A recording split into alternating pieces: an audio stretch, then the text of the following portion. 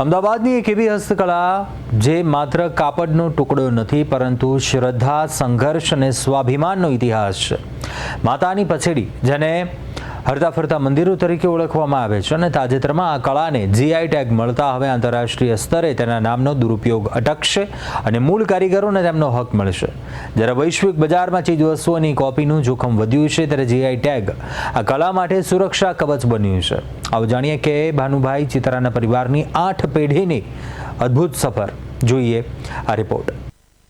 અમદાવાદના સાબરમતી નદીના કિનારે વિકસેલી આ કળાનો ઇતિહાસ અત્યંત રોચક અને પ્રેરણાદાયી છે. સામાજિક ભેદભાવને તે યુગમાં જ્યારે દેવી પૂજક સમુદાયને મંદિરોમાં પ્રવેશવાની મનાઈ હતી, ત્યારે તેમણે ભક્તિનો નવો અને ક્રાંતિકારી માર્ગ શોધ્યો હતો.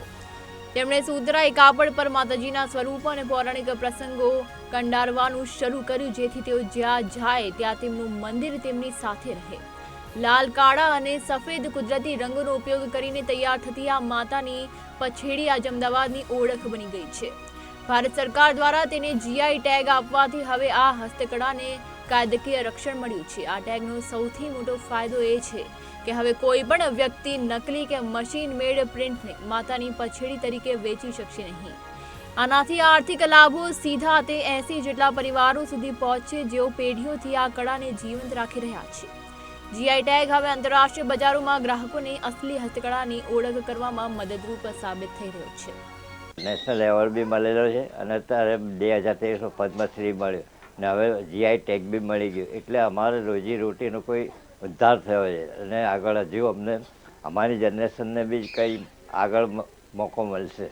અહીંયા ગુજરાતમાં જે લોકો છે એ માનવાવાળા છે દેવી દેવતાઓમાં, તો નવરાત્રિમાં જે માતાજીની પૂજા પાઠ કરવી હોય ત્યારે અમારા વડવાઓએ માતાની પછેડીની ઉત્પત્તિ કરી હતી, તો એ ગમે ત્યાં સારી જગ્યાએ લગાવી ને પૂજા પાઠ કરીને રાખતા. એ રીતે માતાની પછેડીની ઉત્પત્તિ થઈ હતી. એક મોબાઈલ ટેમ્પલ તરીકે પણ ઓળખાય છે માતાની પછેડી. આ કળાની સૌથી મોટી વિશેષતા તેમાં વપરાતા 100% કુદરતી રંગો છે. આજના કેમિકલ યુગમાં પણ કારીગરો લોખંડનો કાટ, ગોળ અને મજીઠના મૂળ જેવા કુદરતી તત્વોમાંથી રંગો તૈયાર કરે છે. લોખંડના કાટ અને ગોળના મિશ્રણમાંથી કાળો રંગ બનાવવાની પ્રક્રિયા અત્યંત ધીરજ અને ચોકસાઈ માંગી લે છે. કાપડની મધ્યમાં બિરાજમાન આદ્યશક્તિ અને તેમની આસપાસ કંડારાયેલા પૌરાણિક પ્રસંગો દરેક પછડીને એક જીવંત વાર્તામાં પરિવર્તિત કરે છે. ગુજકોસ્ટ અને હસ્તકળા વિભાગના પ્રયત્નોથી હવે આ કળાને માત્ર આસ્થા પૂરતી સીમિત ન રાખતા આધુનિક લાઇફસ્ટાઇલ પ્રોડક્ટ્સમાં પણ વણવામાં આવી રહી છે. વિયેના અને ઓસ્ટ્રિયાના મ્યુઝિયમ સુધી પહોંચેલી આ વિરાસતને હવે જીઆઈ ટેગના કારણે વૈશ્વિક એક્સપોઝર મળ્યું છે. જ્યારે વૈશ્વિક સપ્લાય ચેઇનમાં ઇકો ફ્રેન્ડલી અને હેન્ડમેડ ઉત્પાદનોની માંગ વધી રહી છે, ત્યારે માતાની પછેડી યુરોપ અને અમેરિકાના બજારોમાં પોતાની મજબૂત પકડ બનાવી રહી છે. કલાકારોને હવે સ્કિલ અપગ્રેડેશન અને ડાયરેક્ટ માર્કેટિંગના નવા આયામો મળી રહ્યા છે, જે તેમને વચેટિયાઓથી મુક્તિ અપાવશે. हम लोग बीच बीच में एग्जीबिशन वगैरह शुरू करते हैं. हैंडीक्राफ्ट डिपार्टमेंट है, खादी ग्रामोद्योग विभाग होता है, भारत सरकार का स्किल डेवलपमेंट होता है, हमारा जो अलग अलग पॉलिसी होता है, तो इसके माध्यम से कैसे ये लोगों का स्किल डेवलपमेंट के साथ अपग्रेडेशन कर सकते हैं, इनका मार्केटिंग को कैसा लाइवलीहुड को बढ़ा सकते हैं.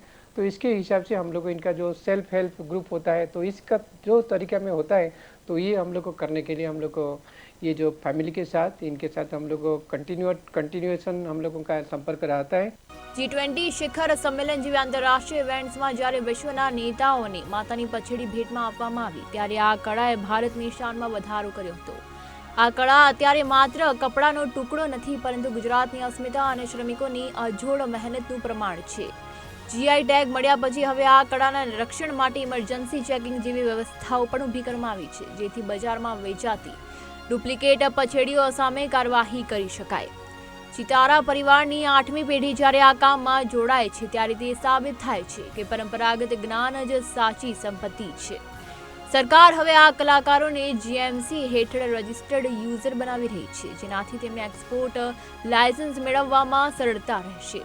આ હસ્તકળા આગામી પેઢીઓ માટે પ્રેરણારૂપ બનશે, કારણ કે તેમાં ભક્તિ, કલા અને આજીવિકાનો ત્રિવેણી સંગમ છે. માતાની પછેડી હવે આધુનિક વિશ્વમાં ભારતીય સંસ્કૃતિના એમ્બેસેડર તરીકે ઉભરી રહી છે, જે આત્મનિર્ભર ભારતનું શ્રેષ્ઠ ઉદાહરણ છે.